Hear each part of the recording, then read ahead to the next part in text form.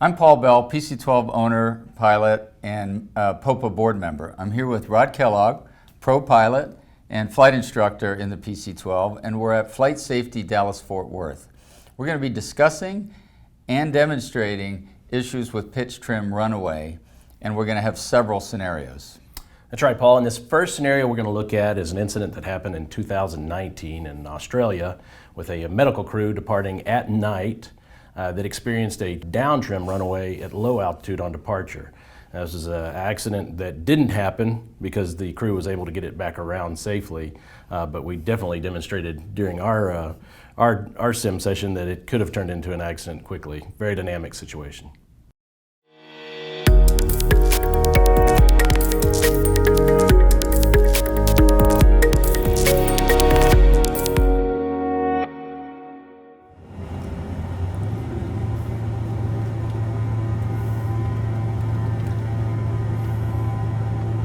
Airspeed's alive.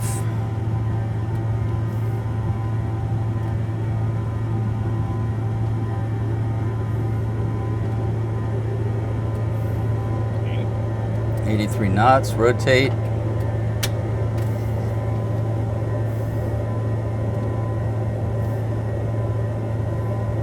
Not a usable runway, gear up. Over 100 knots.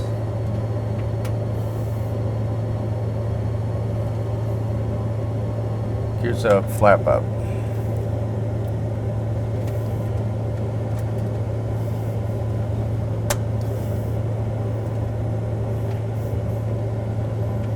We'll find 130 for our climb.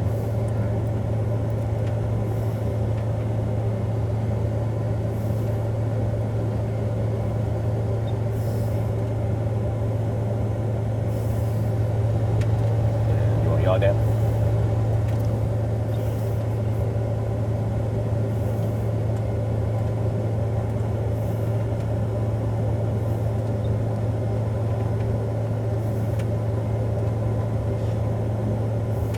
Trim runaway.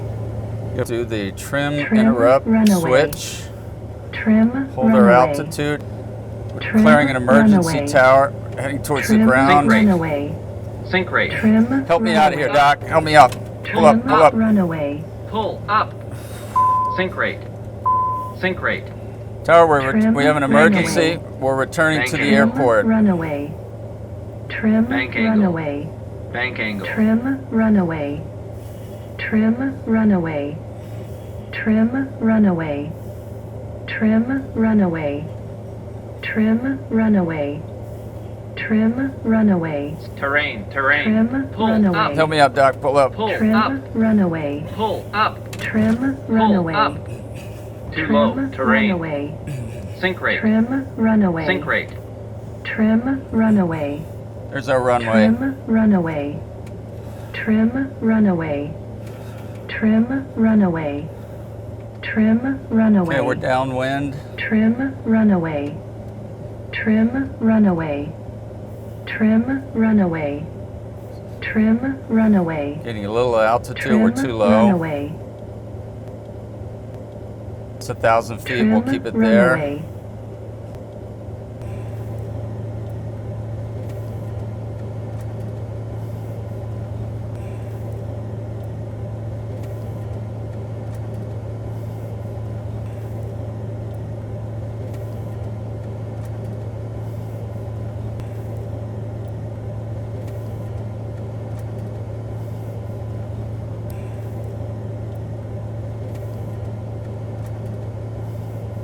Trim Help me out, Doc. runaway. Pull up, pull up. Let's get Trim some runaway. altitude again. Okay, Trim level off. runaway. Help me level off. Bring gear down. Trim runaway.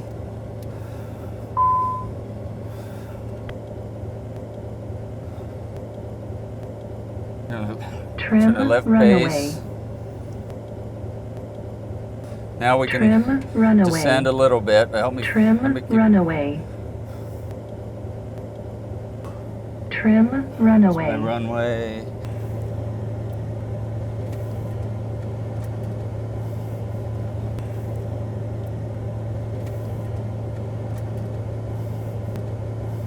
Okay, there's our Trim runway. runaway. Go flaps 15. Trim runaway. Trim runaway. Not getting flaps. I'm not getting flaps. Trim runaway. All right. Keep our speed up. Trim runaway. Okay. Trim runaway. Okay. Trim I want about runaway. 1,000 feet down. Easy, Trim easy, easy. We're getting runaway. some porpoising here. Trim runaway. Trim We'll slow runaway. it back. Too Trim low. Terrain. runaway. Sink rate. Trim runaway. Too low. Terrain. Okay. Trim runaway. rate. Got our runway. Too low. Trim Terrain. runaway. Okay.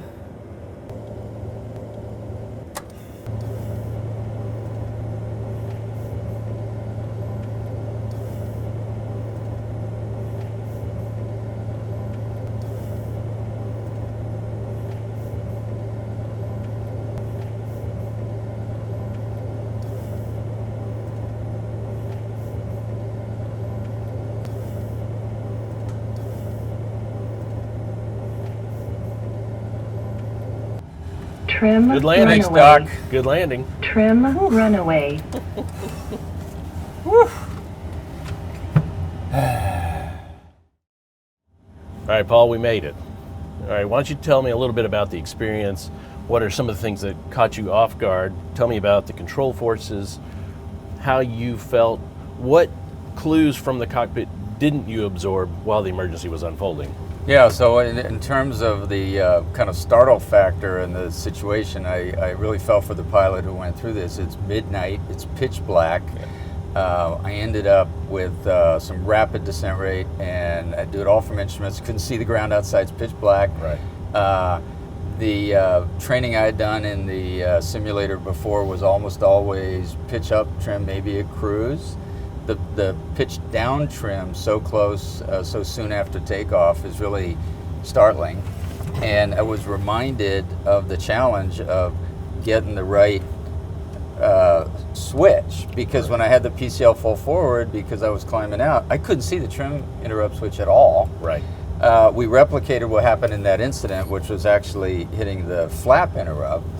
And then we went around thinking we had to hit the trim interrupt, not understanding when we went this, commanded flaps on base, that we were not getting it. So some of the things I learned is it was the control forces with nose down were so hard that we needed the two of us. And in the real world, he had a doctor in the back who came up and helped him with that. And we physically needed that. And when I didn't have the power correct and had too much power and too much speed, it was getting close to uncontrollable. Sure. Yeah, and as the doctor without experience, I can tell you at faster airspeeds, I was putting a lot in, and at slower airspeeds, I was not putting in much at all. I felt like you were in control then. Mm-hmm. So I think you were figuring out how the aircraft was flying. What other feedback from the system did you feel like you weren't absorbing until sort of post-landing? Well, the main one was that is that I didn't realize that it hit flap interrupt. I was expecting flaps to help slow me down. In the end, that didn't matter as much. The main problem was that I didn't stop the trim runaway soon enough, so we were dealing with full nose down trim. Right. All right. Yeah, so all good feedback there. So one of the things that you're talking about was you started feeling like you could control the airplane when it was slowing down. And we see this a lot in other emergency scenarios that we set up for students, where you're learning how to fly the aircraft as it's configured as the emergency unfolds, right? Mm-hmm. So the moments that you start to feel like the aircraft is stabilized, where you're not just surviving in the cockpit right now, right? You're commanding the aircraft again, right? That's when you need to really let the instructional part of the flight take place, right? Because you've only got a few moments before you're going to be landing again. The important thing to remember is don't rush the emergency at this point, okay? If you've got the aircraft stabilized, we're not on fire, structurally the aircraft is sound, we just have a flight control issue that we seem to have gotten in check. Let these next few moments be instructional for you. Have a stabilized approach as best you can as you make that turn and head back to the airport. You did the right thing. You immediately initiated the return to the airport. Kudos for that. but don't feel like you have to rush it down, because as you saw, we set up for a high scenario on final where our only option was to get the nose down. What happens when the nose comes down? We start getting that control pressure. You've got an unbriefed passenger here that's trying to assist you on final and flare. It's better to have a smooth, stabilized approach going into that configuration. This reinforced for me a couple of things. One is there are memory items in the Yeah. PC-12. Even though there aren't, there are. This one is a memory item. And in this scenario, we rushed it. And to your point about, we're not on fire, we were finding we could control the airplane with the power reduction. Maybe counting to two, taking a deep breath, and making sure we're not making the situation worse by selecting the wrong switch. That's an important thing to have in your mind and ready during takeoff. Yeah, absolutely. There's an old saying that when you have an emergency, fly the airplane. When you're flying the airplane, have a cup of coffee. All right, so those are for the steely old codgers that really were flying airplanes back then. But the point there is that, again, once we have the aircraft in control, we're not in an emergency rush scenario anymore. So take advantage of that time. Every one of those seconds is beneficial to you. Right.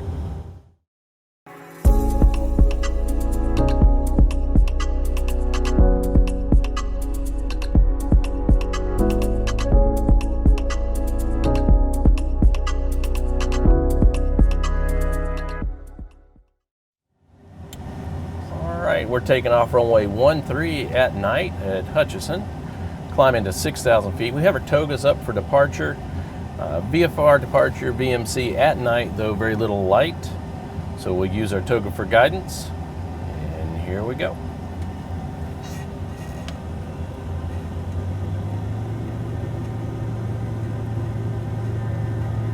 All right, power's up, airspeed's alive. Cross check looks good.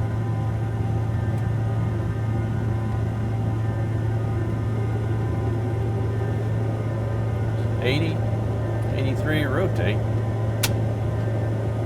right. Yaw damps coming on.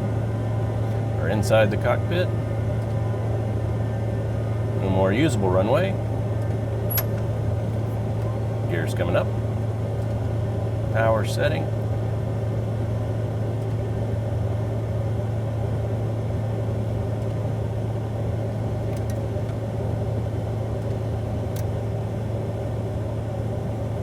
And flaps, speed's over 100.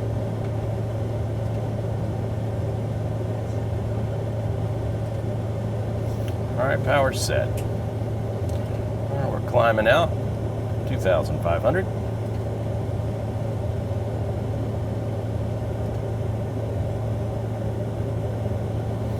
right, put us in heading mode.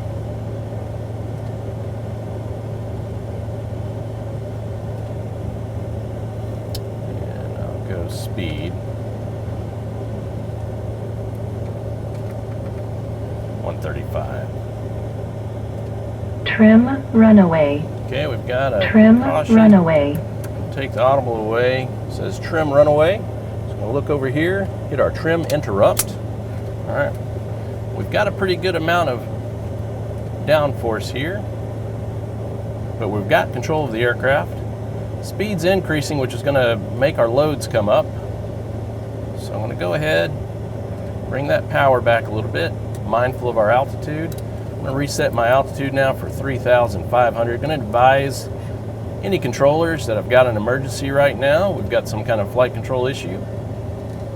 All right, just getting back on our heading here, getting things stabilized. Get back on our heading.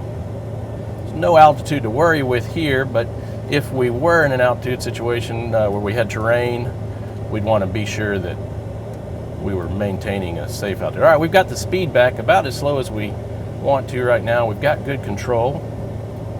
All right, we know from our QRH we can pull that breaker there.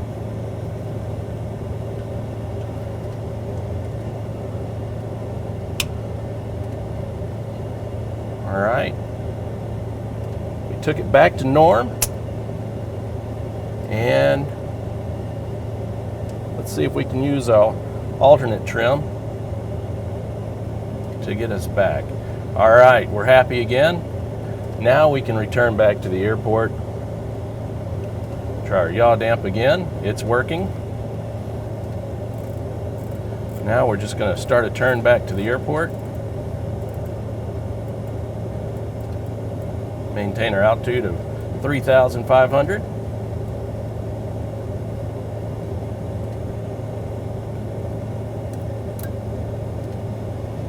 Muscle memory there, still trying to use the trim. We're lined up now for approach to landing. We've got full control of the airplane. We're using the alternate stab trim as our trim control for the pitch, and we can still drive the flight director with our AFCS controls.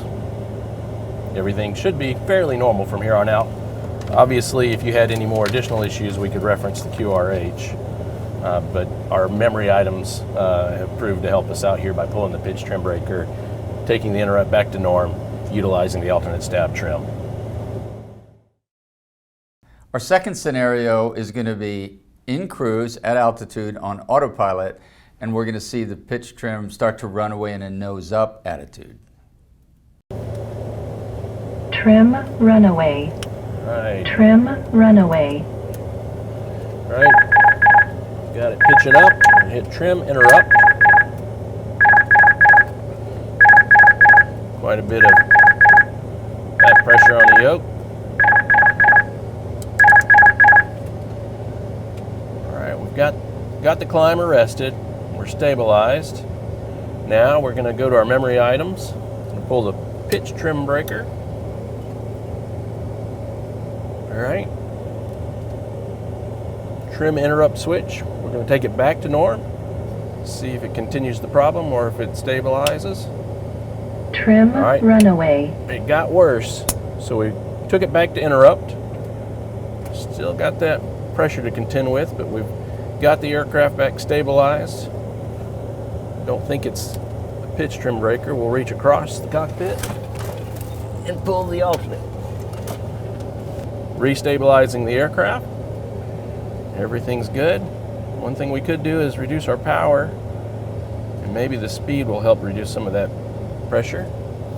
All right, we're hoping this is it. We're going to take interrupt switch back to norm.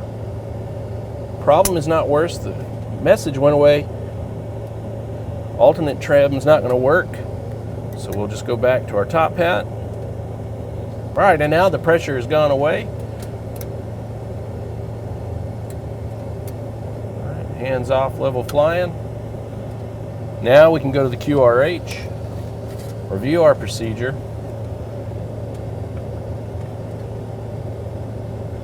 We can get our altitude back where we want it.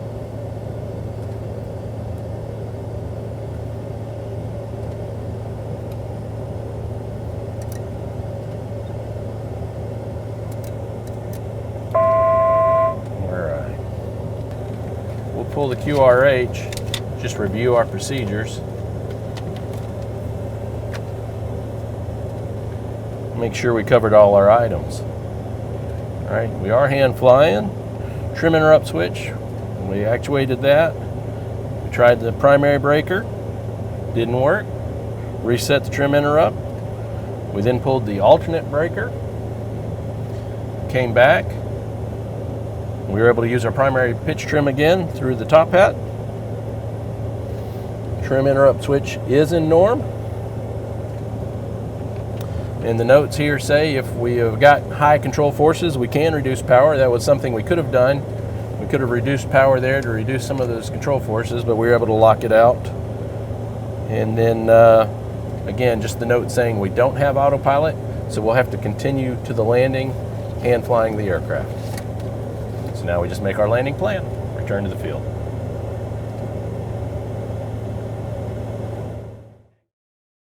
We have some important takeaways from our sim demonstrations on pitch trim runaway.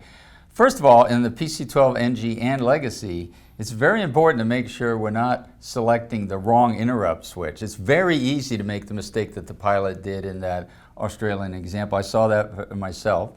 It's important to even though you're dealing with a very dynamic situation and you're close to the ground, your nose down, to make sure to pause, think about what you're doing, and not make a bad situation much worse by selecting the wrong switch.